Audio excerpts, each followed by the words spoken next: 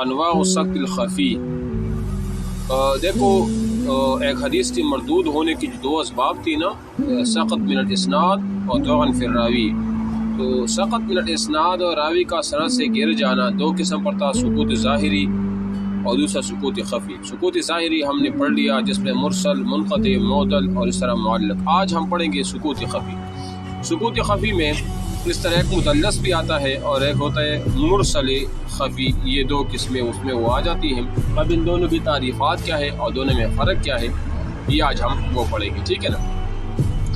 اصل میں لغت میں یہ جو مدلس ہے نا، یہ تدلیس سے اسم مفعول کا صیغہ ہے. اور تدلیس لغت میں کہتے ہیں سامان کی عیب کو مشتری سے چھپانا، یعنی خریدار سے سودے کا عیب وہ چھپانا تدلیس ہے. یعنی اس کا مطلب یہ ہوتا ہے کہ مطلب ظاہر میں آپ کسی چیز، کتاب کو یا کسی جانور کو آپ بیچ رہی ہو اور آپ نے اس کو ویسے تو خوبصورت بنا دیا، لیکن اس کے اندر کوئی ایسی خامی ہو جس خامی پر وہ خریدنے والا مطلع نہ ہو، اس کو پتہ نہ ہو، اور آپ نے اس کے ظاہر کو خوبصورت بنا دیا، ایسی چیز کو بھی کیا کہا جاتا ہے؟ وہ تدلیس کہا جاتا ہے. یہ لغوی اعتبار سے ہے. جبکہ اصطلاح میں تدلیس کسے کہتے ہیں کہ اخفاء غیب فی الاسناد وتحسین لظاہرہ، یعنی سند کے عیب کو چھپانا اور اس کی ظاہر کو اچھا پیش کرنا. یعنی ایک حدیث کی سند مطلب اس میں کوئی خامی ہوگی، کوئی کمی بیشی ہوگی اس میں، اور آپ نے اس کو ایسا پیش کر دیا کہ سننے والے کو یوں لگتا ہے کہ یہ تو بالکل کیا ہے، یہ ٹھیک ٹھاک ہے، لیکن ہوتا ایسا نہیں. تو اسی کو تدلیس وہ کہا جاتا ہے، ٹھیک ہے نا. یعنی مدلس اس عیب کو چھپاتا ہے، اس خامی کو چھپاتا ہے جو سند میں ہو اور سند میں موجود وہ انقطاع ہے. یعنی اس میں مطلب وہ سند متصل نہیں ہوتی. وہ عیب کیا ہوتا ہے کہ اس میں انقطاع ہوتا ہے، راوی گرا ہوا ہوتا ہے، لیکن وہ پیش کرنے والا سامنے کو ایسے پیش کرتا ہے جیسے اس کو یوں لگے گا کہ یہ تو متصل ہے. تو اس کو تدلیس جو ہے نا وہ کہا جاتا ہے. پھر یعنی مدلس ایسا کرتا ہے نا، مدلس تدلیس کرنے والا اپنے شیخ کو مطلب گراتا ہے اور اپنے شیخ کے شیخ سے روایت کرتا ہے اور اس اسقاط کو پوشیدہ کرنے میں ہیلا کرتا ہے اور سند کے ظاہر کو اچھا پیش کرتا ہے. بعید طور کے دیکھنے والے کو یہ وہم ہوتا ہے کہ یہ سند متصل. مثال کے طور پر آسان سی بات ہے نا کہ سند میں راوی کہیں گرا ہوا ہوتا ہے، لیکن وہ اس کو ایسے پیش کرتا ہے جیسے اس کو یوں لگے گا کہ اس میں کوئی راوی گرا نہیں بلکہ یہ سند متصل ہے، منقطع نہیں ہے، حالانکہ ہوتا منقطع ہوتا ہے. تو یہ پھر تدلیس کی اقسام ہے. ایک ہے تدلیس الاسناد ہے، دوسرا جو ہے نا وہ تدلیس الشیوخ ہے، اور تیسرا جو ہے نا وہ تدلیس التسویہ ہے. اس میں سب سے بری ترین قسم جو ہے نا وہ تدلیس التسویہ ہے. آج ہم پڑھیں گے تدلیس الاسناد. تدلیس الاسناد کیا ہے؟ تدلیس الاسناد یہ ہے کہ راوی حدیث کی روایت کرے اس استاد سے جس سے اس نے سماع نہیں کیا، اس راوی کو ذکر کی بغیر جس سے اس نے یہ حدیث وہ سنی. یعنی اس کی تعریف کیا ہے؟ میں اس کی تھوڑی سی وضاحت کے ساتھ وہ بیان کروں.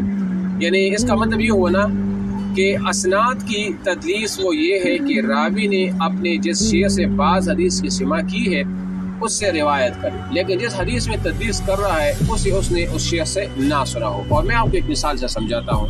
مثال کے طور پر میں نے آپ سے ایک حدیث جو ہے نا، ویسی مثال پیش کرتا ہوں. میں نے آپ سے ایک حدیث وہ سنی ہے. اب جب میں نے یہ حدیث آپ سے سنی ہے نا، تو یہ اصل میں وہ حدیث ہے جو میں نے آپ سے سنی ہے اور میں آگے بیان کرتا ہوں، یہ تو ٹھیک ہے. اس کے علاوہ اور بھی حدیث میں نے آپ سے سنی ہے اور میں بیان کرتا ہوں. لیکن کوئی ایسی حدیث ہوتی ہے جو میں نے آپ سے سنی نہیں ہے، میں نے آپ سے سنی نہیں ہے، اور میں اس کو ایسے پیش کرتا ہوں جیسے کہ لوگوں کو یہ لگے گا کہ یہ حدیث بھی اس نے فلاں سے آپ سے وہ سنی ہے، حالانکہ میں نے اس حدیث کو آپ سے نہیں سنا. تو اسی کو تدلیس الاسناد کہا جاتا ہے. اور اسی میں فرق یہی ہے کہ تدلیس الاسناد اور مرسل خفی میں فرق ہے یہ کہ تدلیس الاسناد میں تو یہ ہوتا ہے کہ جس میں تدلیس کر رہا ہوتا ہے نا مدلس، اس کے علاوہ تو اس نے اس راوی سے باقی حدیث سنی ہوتی ہے، لیکن یہ حدیث اس سے نہ سنی ہوتی ہے اور وہ اس میں ہیلا جوئی سے کام لیتا ہے. اور مرسل خفی میں یہ مرسل خفی میں یا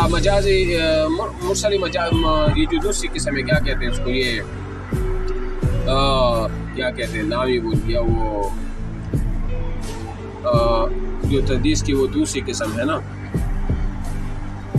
وہ اس کا نام ہے مرسل خفی. ہاں مرسل خفی. اور مرسل خفی میں یہ ہوتا ہے کہ اس میں کوئی بھی حدیث اس نے اس سے نہ سنی ہو جس سے وہ کہتا ہے اس طرح کی میں نے یہ حدیث اس سے سنی ہے. یعنی مطلب یہ ہے کہ وہ حدیث متصل نہیں ہوتی، وہ منقطع ہوتی ہے، لیکن وہ اس کو ایسا پیش کرتا ہے کہ جیسے یہ حدیث اس نے اس سے سنی ہوتی ہے. اور تدلیس میں یہ ہوتا ہے کہ جس حدیث میں یہ تدلیس سے کام لیتا ہے اس حدیث کے علاوہ تو انہوں نے احادیث ان سے سنی ہوتی ہے، یعنی وہ باقی احادیث کی متصل ہوتی ہے ان سے، لیکن اس حدیث میں وہ تدلیس سے کام لے رہا ہے. اور مرسل خفی میں ایسا نہیں. مرسل خفی میں ایک بھی حدیث اس نے اس راوی سے نہیں سنی ہوتی ہے، لیکن وہ اس حدیث کو کیسے پیش کرتا ہے جیسے کہ لوگوں کو یہ لگے، سننے والوں کو یہ لگے کہ اس نے یہ حدیث اس سے وہ سنی ہے. تو یہ ان دونوں کے درمیان جو ہے نا وہ کیا ہے، وہ ایک فرق ہے. ٹھیک ہے نا. اب آگے ایسا ہے کہ یہ تو تدلیس الاسناد ہے. دوسرا ہوتا ہے تدلیس التسویہ. تدلیس التسویہ کا مطلب یہ ہوتا ہے، تسویہ کا معنی ہے برابری کرنا. کیا کرنا؟ برابری کرنا.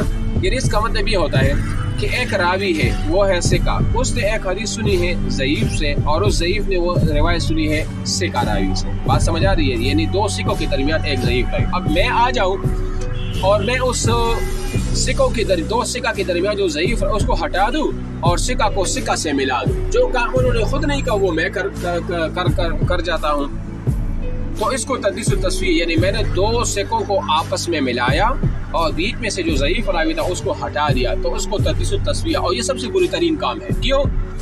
تدلیس کی یہ سب سے بری ترین ہے کہ جو کام دو ثقہ نے نہیں کیا تھا وہ میں نے کر دیا. تو اب آپ کو سننے والوں کو یوں لگے گا کہ یہاں کا ثقہ راوی نے ثقہ سے روایت لی ہے، حالانکہ ایسا نہیں ہوتا، بلکہ ثقہ نے ضعیف سے روایت لی ہے اور ضعیف نے پھر ثقہ سے وہ روایت لی تھی، لیکن میں نے بیچ میں سے ضعیف کو ہٹا دیا، تو اس کو کہا جاتا ہے تدلیس التسویہ کہا جاتا ہے. اور اس کے بعد ہے تدلیس الشیوخ، تو اس کو ہم کل انشاءاللہ پڑھیں گے. آج ہم تدلیس الاسناد، تدلیس التسویہ یہ پڑھ لیا اور تدلیس کی تعریف پڑھ لی، اور کل انشاءاللہ تدلیس الشیوخ جو تیسری قسم ہے، اور اس تدلیس کا پھر حکم پڑھیں گے اور ایک مثال بھی پڑھیں گے. تو پھر یہ کل ہم پڑھیں گے. ٹھیک ہے.